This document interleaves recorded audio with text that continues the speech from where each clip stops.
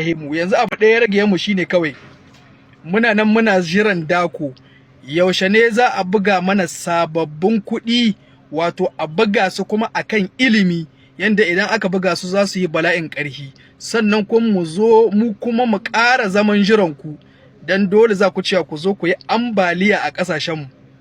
kar muke kallon ku yanzu magana ta riga ta ƙare yanzu wato an riga an yi walƙiya wato an ga kowa ta faru ta ƙare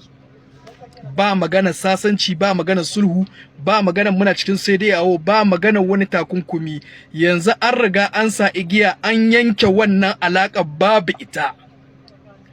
idan muka ga dama yanzu Niger za mu iya cewa in zaka shigo ƙasar mu sai kai visa idan muka ga dama haka zamu ba abin da ya dame mu in kuna so kuma ku ce sai an yi visa Allah so wanda yake da abin saye shi zai nemi wani amma kasashe guda uku suna nan yanzu sun yi sude yanzu mun narke mun zama abu daya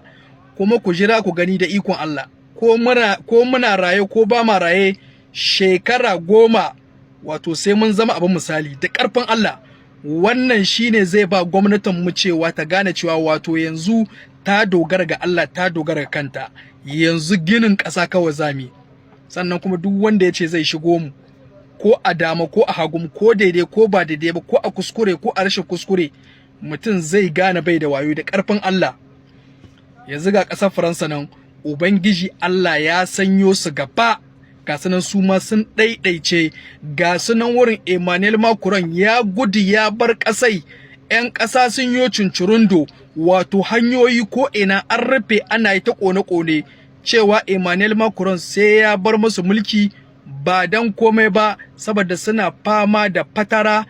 da yunwa magana ce wannan wadda ba su a hiddota to amma magana ta riga ta fito wato ma'aikata suna ta aiki babu cikakken albashi ba kuɗi dama ƙasar Niger ce suke zuwa su ibi Iranian ɗinmu su ɗauka sai su kai sai su saida wato sai su ɗoki abin da suke so su bamu sauran sai su kai wato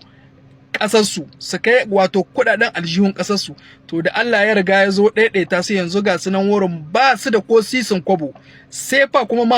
mahana ta turne yanzu kawai iya ƙasashen mu take yawo kahin ita ma wato mu zo mu ida kunna mata wuta mu bar muku ciyarku yanzu ƙasar Faransa a ce wai yanzu ma'aikatan gwamnati har sun zo sun fara cincirundo har sun zo sun fara ƙone-ƙone sun fito an cika gari Emmanuel Macron ka gudu ka bar ƙasa saboda kayan kunya 'yan ƙasar ka ba wato ba iya biyan su albashi suna kwana da yunwa wato sun ce sai ka sauka ka bar mulki yanzu ka gudu ka tahi wato waccan ƙasa wadda ake ce ma land